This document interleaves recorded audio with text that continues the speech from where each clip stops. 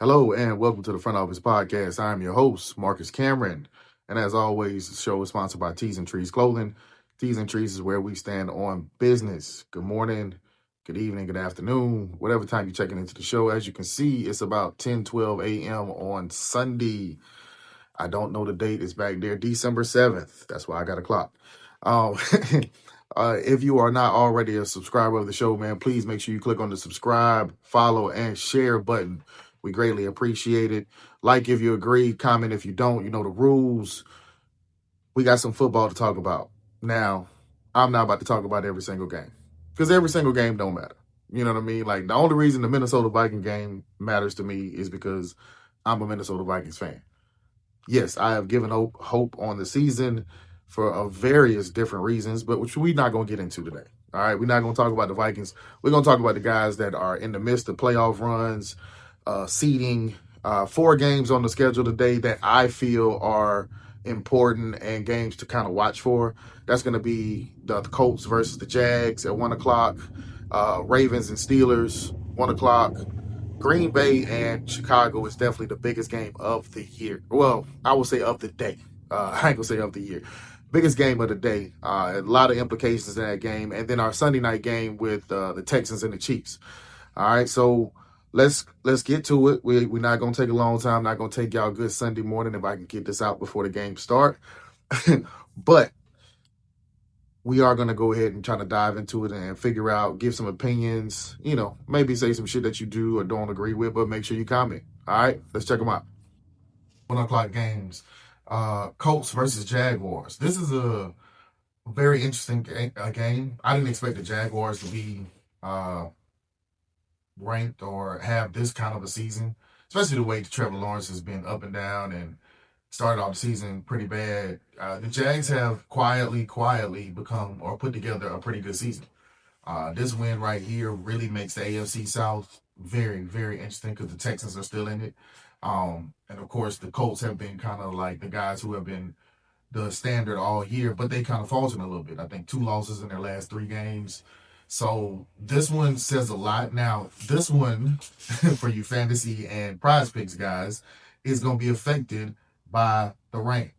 So if you are playing on prize picks, do not go and thinking that receivers is going to have 100-yard games and stuff like that. Like, it's supposed to rain the entire day. Now, the amount of rain, I'm not clear. You can do your own research and find out. But that's my little tidbit that I give to you on that. But I'm gonna take the Jags. I'm gonna take the Jaguars. I think their defense is good.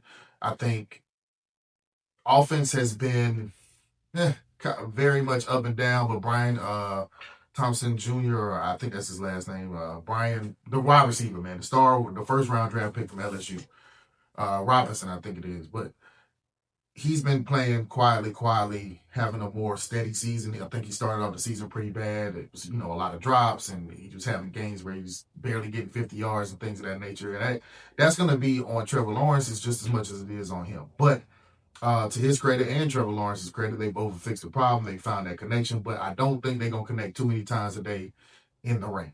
But again, I don't know how much rain it's going to be, so I would just be cautious about making the pick. But I'm going to take the Jags in that one. I think Indy is faltering a little bit. I still think they get into the tournament, but Daniel Jones has to turn it around. He has to be that guy that he was week 1 through 4. And again, it's a very, very long season. So teams adjust. They start figuring things out. They start figuring out your bad habits. And it gets harder as the season goes along. So can he adjust and show us another level? I don't think it's a question of whether he's an NFL quarterback. A lot of people are just super extra critical about certain shit. And it's like, bro, you have no idea what the fuck you talking about. Like, you've never put on pads. You never went out there on the field. You don't know what it's like putting together a game plan, trying to figure it out. Shout out to my cousin Gary and my wife Nicole. They're huge Ohio State fans. A quick tidbit. Huge Ohio State fans, right? And now my wife is more, I would say my wife is more a reasonable Ohio State fan. Don't get me wrong. They're all, and I mean this with affectionate love, they're all obnoxious fans because they're all diehards. You know what I'm saying? They all are diehard fans. But she understands, it was a tough loss to Indiana last night. And I know I'm switching gears. Just stay with me. I'm not going to take more than 5 minutes. I got the clock right there. It was a tough loss last night. And like I told her, you want to win that Big Ten championship, you do. But, you know, I still think Ohio State has a very good chance of winning the whole thing. Now, I don't know if they're going to do that or not, depending on how the bracket shake down this week. But uh, my cousin Gary, I mean, he's just down. He is down. Sean's got to do better. And that's just the normal average fan. Um, you know, their emotions, the games that we watch or the teams that we cheer for, players you cheer for, whatever, it evokes some type of emotion in you that can make you unreasonable as a fan sometimes. And especially if it's your team. I think football is more of a team sport. Like you have more fans of teams than you have of specific players. And the NBA is the reverse. You know, you're a fan of this guy, but not necessarily the team. Don't get me wrong. I mean, Kobe fans generally are diehard Laker fans. If you're a LeBron fan, hell, you've been a Miami fan, you've been a Cleveland fan, you've been a Laker fan. And one is not better than the other. It's just in NBA, I think we're drawn to the players, and with football, they do a really good job of branding the team and making sure the team is what's being pushed out to us that we actually see. So, I do like the job, just to get back to the actual point, man. I'm going to take the Jags. I think it's going to be a close game, probably low scoring. And again, of course, I picked the Bears to get beat by Philly, and they made me look like a complete idiot. So I'm cool. Okay, I'm cool with giving a bad take, man. Just comment and tell me, man, yeah, that shit sucked. It was trash. Okay, cool. I got thick skin. I don't know y'all. I don't give a fuck. I don't know y'all, bro. I'm just talking from perspective of a regular guy. I'm a regular fan. You know what I mean? I'm not a casual, but I am a fan. So, um, another early game is the Steelers and the Ravens. Let's talk about that one. Steelers and Ravens. This is going to be a tough game to pick because I think both teams have been struggling a good bit. As of late, the Steelers can't seem to get Aaron Rodgers on track with DK Metcalf, and Lamar currently looks like he's hurt to me. Just my humble opinion, because I haven't really seen Lamar play a stretch of games this bad in a while. But he is coming back off of an injury. I think he's still effective, but I do think he has a much better game today. Even though it's a rivalry game, I think that's more of a reason to kind of be locked in and making sure that you're doing the little small things. And I think we'll see a different Lamar out there today. I've been kind of struggling with, should I start Zay Flowers in my fantasy team? I think I am. Because the way I'm feeling right now, I want to go with the Ravens. All right, let's just put that out there. Sorry, Steeler fans. I'm not trying to say y'all suck or anything like that, but it's at home.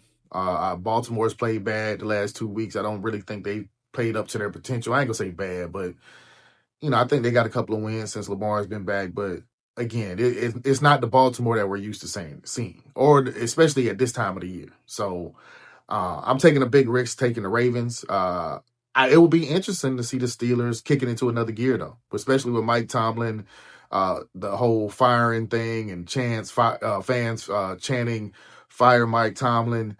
I don't think Mike Tomlin's going any damn where. I will be shocked if the Steelers fired him. I think the only way that the Steelers fire Mike Tomlin is if the right coach becomes available, and then they have to make a move.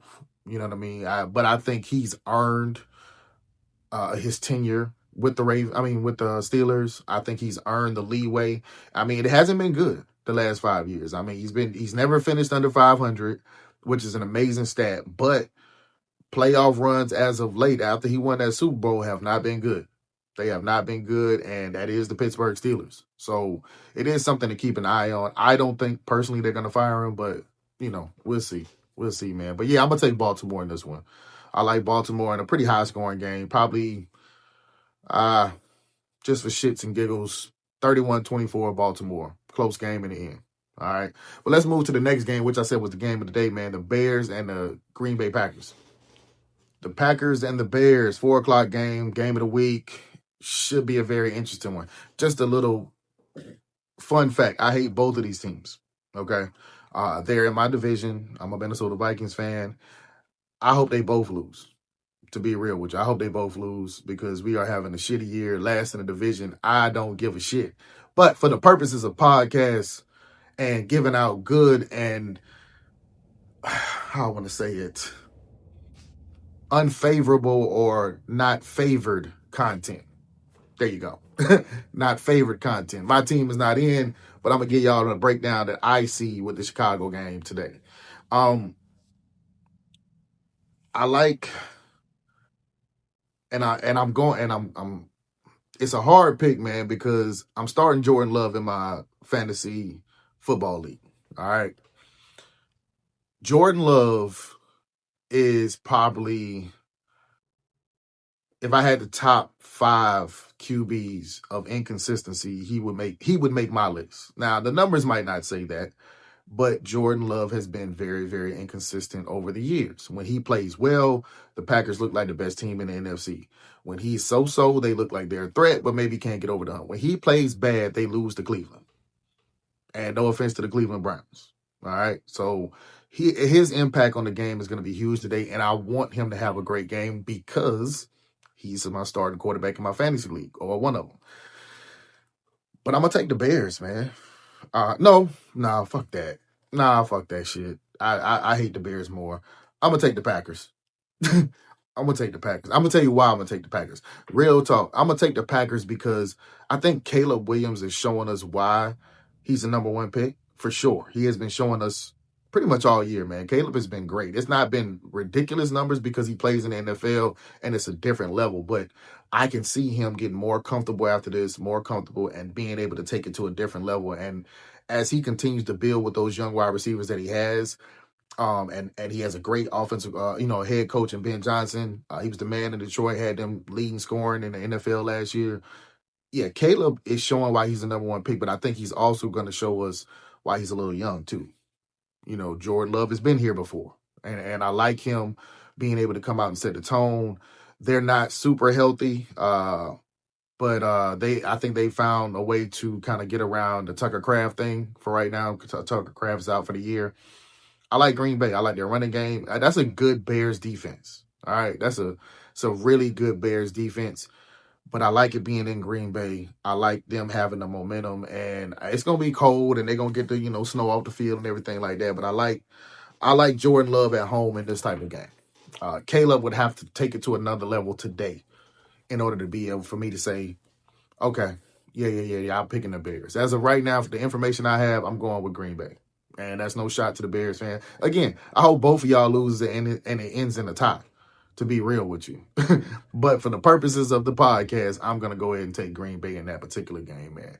And we got one other game left. I'm trying to fit all this in, man, so y'all can enjoy y'all Sunday. Make sure you click on the subscribe button. Please, subscribe. Um, the Chiefs and the Texans. That's another very interesting game. Records very similar. They're kind of in the same place. The only difference is the Chiefs have already reached the mountaintop. They've already won 3 Super Bowls in the past 5-6 years. So, you know, their approach to the game is different than the Texans. And that can be good and it can be bad. The good way is they looking at it like they're not going to get too overhyped. They're not going to underachieve in regards to how they approach the game or anything like that. They are really going to be locked in. Now, the bad part about that is if you rely just on that. If you rely just on that, you're going to catch a very, very hungry Texans team. The Texans is another one, just like the Jaguars in that same division, that have quietly put together a very good season. CJ Stroud has missed like 3 games. It may be more, but I think he's missed at least 3 games. You know what I'm saying? So it's gonna be interesting to see if the Texans' will to win is what the Chiefs' experience knows they can bring to the table. I think the Chiefs are down 3 offensive linemen, starters, not just linemen, starters. And you're going to get a very good defensive line in the Texans.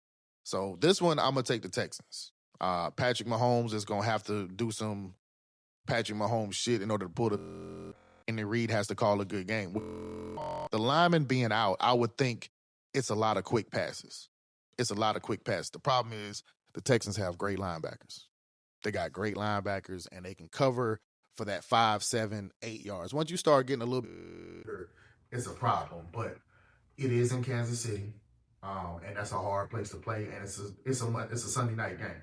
You know what I mean? The atmosphere is going to be electric. So can CJ Stroud step up on this type of platform, on this type of stage? I went and personally saw CJ Stroud play an amazing game in the game before the college championship game. Uh, Went down there with my family. My wife and my cousin are huge Ohio State fans, and we went to that game, and it was lit. They were playing Georgia, and Marvin Harrison got hurt. So I've seen C.J. Stroud, like actually seen him in big moments. I don't think this is gonna be too big for him. Now he might prove me wrong, but I think he can make that next leap if he can go in there and get this win against Patrick Mahomes, put his team in a better place to be able to make the playoffs and get into a playoff run. This is legacy type shit right here. This is the shit that 20 years from now people are gonna be talking about. Like, okay, well, he had this game. Yeah, the playoffs matter. The playoffs matter, but in football, every game matters. And those big division games, and it's not a division game, but those big games that can kind of turn your season around, or you can kind of solidify playoff positioning, or you can kind of go further down and have to need more help. You know what I'm saying? So I do think it's going to be a very good game. I'm going to take the Texans. All right. I'm going to take the Texans on that one. So I'm taking the Jags. I'm taking the Ravens. I like the Packers. And we're going with the Texans in the Sunday night game. All right. That's all I got for y'all, man. I got a really very good, interesting topic I want to discuss on the basketball side and really just sports. I'm going to put together a series of films. The title is going to be There's No Such Thing as a GOAT. So I got a lot of things I want to do with that, man. I'm really excited about it. So I'm going to be working on that, but I am going to be putting out content. I'll do another basketball episode at some point in time today, and it'll come out tomorrow. But this one, I'm going to try to get out to y'all before 1 o'clock, man. As always, I'm your host, Marcus Cameron. T's and Trees is the clothing line. Front Office Podcast. Peace.